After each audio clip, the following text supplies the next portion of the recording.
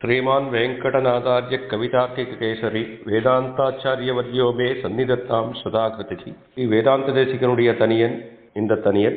ஸ்ரீ வேதாந்த தேசிகன் திருப்புட்குழி எம்பெருமான் ஸ்ரீ விஜயராகவனை விஷயமாக 10 ஸ்லோகங்கள் ஸ்ரீ பரமார்த்த ஸ்துதி என்று அருளிச் செய்துள்ளார். அதன் அர்த்தங்களை கடந்த சில நாட்களாக நாம் அனுபவித்து வருகிறோம். இன்று வரை 4 ஸ்லோகங்கள் அனுபவித்துள்ளோம்.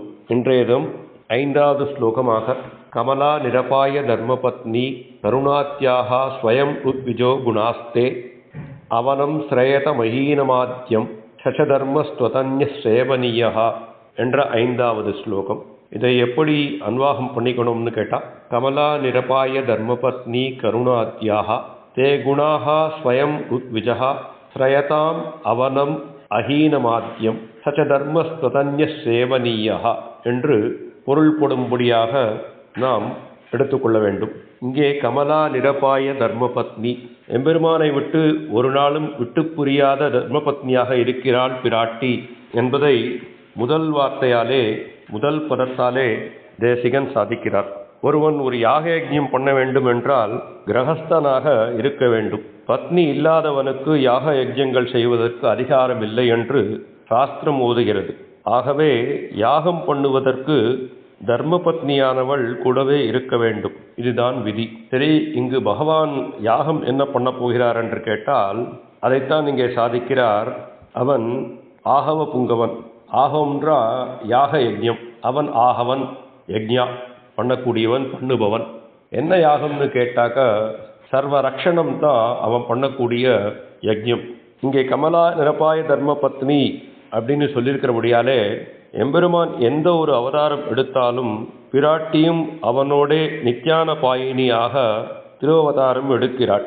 ராகவே அபவத் சீதா ருக்மிணி கிருஷ்ண ஜன்மனி அந்நேஷு ச அவதாரேஷு விஷ்ணோ ஸ்ரீ அனபாயினி என்னும்படியாக அவன் ராகவனாக திருவவதாரம் எடுத்தால் அவள் சீதையாக, அவன் கிருஷ்ணனாக திருவவதாரம் பண்ணும் போது அவள் ருக்மிணியாக, வாமனமூர்த்தியாக திருவவதாரம் பண்ணும் போது கூட அவள் அவனுடைய திருமார்பை விட்டு அகலாமல் இருந்தாள். ஆகையினாலே தான் அவன் கிருஷ்ணார்ஜிதமாக மாந்தோலை தன்னுடைய தோள்கள் மேலே மார்பின் மேலே போர்த்தி கொண்டு சென்று யஜ்ஞவடாகத்திற்கு யாச்சகம் கேட்டான். இதையே தான் ஆழ்வார் அகலகில்லேன் இறையுமென்னு அலர்மேல் மங்கை உரைமார்பா என்று சாதித்தார். இறையும் அகலமாட்டேன் அப்படின்னு ஆழ்வாரும் சாதிச்சிருக்கார். ஆக சர்வசிரேஷ்டாவான பகவானே ஆகவ புங்கவன், அவனே விஜயராகவன், அவனே யஜ்வா. சரி, ஒரு யாகம் பண்ணுறதுக்கு ருத்விக் வேணுமே அப்படின்னு கேட்டால், கருணாத்யாக ஸ்வயம் ருத்விஜோ, இவனுடைய கருணை முதலான கல்யாண குணங்களே ருத்விக்குகள். இந்த யாகத்துக்கு பலன் என்னன்னு கேட்டால் சர்வ ரக்ஷணமே பலம். அவனம் ஸ்ரயதாம், அவனம் ஸ்ரயதாம்ன்றத ஸ்ரயனாம் அவனம் என்று பொருள் கொள்ள வேணும். வர்த்தமான நிர்தேசத்திலே பொருள் கொண்டால் ஆசிரியிக்க ஒருப்படும் அளவிலேயே ரக்ஷண சித்தம் என்று இங்கே காட்டப்படுகிறது. மேலே அஹீனம் ஆத்தியம், அஹீனம்னா ஒரு நாளும் குறையாத, ஆத்தியம்னா பலம். இவன் பிராட்டியுடன் நித்தியம் கூடியிருப்பதற்கு காரணம் கருணை முதலான கல்யாண குணங்களை உடையராயிருக்கும் தன்மைக்கும் பலன் என்னன்னு கேட்டால் அஹீனம் ஆத்தியம், ஒரு நாளும் குறையாத ஆசிரித ரக்ஷணமே காரணம். மேலே பிராட்டியினுடைய சேர்த்தியையும் அவள் இல்லாத தருணத்தையும் நோக்கும் கால், பிராட்டி இருக்கும்போது அவன் யாரையும் சிக்ஷிச்சதே கிடையாது. ரக்ஷணம் ஒன்றே பிராட்டியுடன் கூடியிருக்கும் காலத்திலே.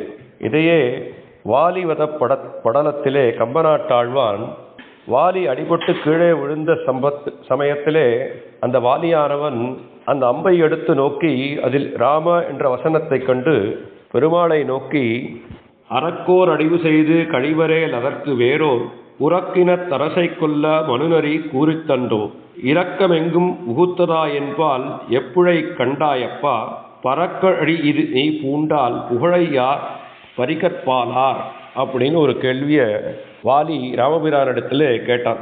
இதில் என்ன சொல்ல வரான்னா, யாரோ ஒரு அரக்கன் ராஜகுமாரனுடைய பத்னியை அபகரிச்சுட்டு போயிட்டான். அதுக்காக ஒரு குரக்கினத்து அரசை கொல்ல சொல்லி உன்னுடைய மனுநீதி சொல்லி கொடுத்ததா? இரக்கமில்லாத நீ இப்படி பண்ணினியே அப்படின்னு ராமபிரானை வாலி கேட்கிறான். இதற்கு பலவித சமாதானங்களை ராமபிரான் வாலிக்கு எடுத்துரைக்க வாலியும் அந்த சமாதானத்தை ஏற்றுக்கொண்டான் என்பது ஸ்ரீராமாயணத்திலே நாம் காணலாம். ஆனால் ராமன் இதற்கு பதில் உரைக்கும் முன்னரே வாலியே இதற்கு பதிலை உரைத்தான். கோவியல் தருமங்களும் குலத்துதித்தோர்க்கெல்லாம் ஓவியத்தெழுத ஒண்ணா உருவத்தாய் உடைமை அன்னோ ஆவியை சனகன் பெற்ற வண்ணத்தை அமிழ்தின் வந்த தேவியை பிரிந்த பின்னை திகத்தனை போலும் செய்கை என்று வாலியே ராமபிரானை பார்த்து சொன்னான். என்னன்னு கேட்டா, பிராட்டி உடனிருந்தால் நீ இத்தகைய செய்கையை செய்திருக்க மாட்டாய். இந்த இரக்கமற்ற செயலை நீ செய்திருக்க காரணம் பிராட்டி உன்னோடு இல்லாமையாலே. அவள் பிரிய உற்றதனாலேயே நீ இங்கனே கருணையற்ற செயலாயிற்று என்று கூறினான். இதனுடைய கருத்து, பெரிய பிராட்டியாரே பெருமாள் காருணிகர் என்று பெயர் பெற்றிருந்தாலும் அவருடைய கருணை உம்முடைய அதீனமே ஆகும். இது எப்படி தெரிகிறதுன்னு கேட்டா, பெருமாள் உம்மோடு கூடியிருந்த காலத்திற்கு செய்த செயலையும் உம்மை பிரிந்திருந்த காலத்தில் செய்த செயலையும் நோக்கும் இடத்து இது நன்றாக விளங்குகிறது. காகாசுரனை காட்டிலும் கொடிய பாதகன் யாவரும் இல்லை. அவன் சீதா பிராட்டியின் மார்பகத்தை தீண்டினவன். அப்படி பெருந்தீம்பனான அவனையும் பெருமாள் உயிரோடு வைத்து கடாட்சித்து அருணினது உம்முடைய சாமிபிய பிரபாவத்தினால் அன்றோ? நீர் மிதிலையில் வாழ்ந்த காலத்தில் அவர் தாடகை என்கிற ஒரு பெண்ணை கொலை செய்தார். அப்பொழுதும் நீர் அவருடன் கூட இல்லை. இலங்கை பதியில் இருந்த காலத்தில் அவர் நிரபராதியான வாலியை வதம் செய்தார். ஆகவே உம்முடைய சம்ஸ்லேஷமும் அவருக்கு காருண்யத்தை ஊட்டுகிறது என்றும் உம்முடைய விஸ்லேஷம் அவரிடத்தில் இருந்து அதனை ஓட்டுகின்றது என்றும் சொல்ல தட்டுண்டோ அப்படின்னு தான் இங்கே வாலி கேட்குறான். மேலும் சரணாகத பரித்ராணம் என்கிற தர்மம் எம்பெருமானுக்கே உடையது. இந்த காகாசுர விருத்தாந்தத்தில் சபித்ராச்ச பரித்யக்தா சுரேச்சா சமவர்ஷிபிகி த்ரின்லோகான் சம்பரிக்கிரமிய தமேவ சரணம் கதா. அந்த காகாசுரன் எல்லாவிடத்திலும் திரிந்தான். தன்னுடைய தகப்பனான இந்திரனிடத்தே காலில் விழுந்து பார்த்தான். பரமசிவன் காலிலே விழுந்தான், பிரம்மாவின் காலிலே விழுந்தான். யாவரும் கதவை திறக்கவில்லை. அப்பொழுது சீதையானவள் கீழே விழுந்த காகாசுரனை தலையை திருப்பி வைத்து ராமன் அனுகிரகம் பண்ணினார் என்று தெரிகிறது. லக்ஷ்மி பதித்துவ காரணித்துவங்கள் எம்பெருமானுக்கே உள்ளவை ஆதலால் அதன் பிரயோஜனமான ஆசிரித ரக்ஷணமும் எம்பெருமானுக்கே உற்றது அப்படின்னு பார்க்கலாம்.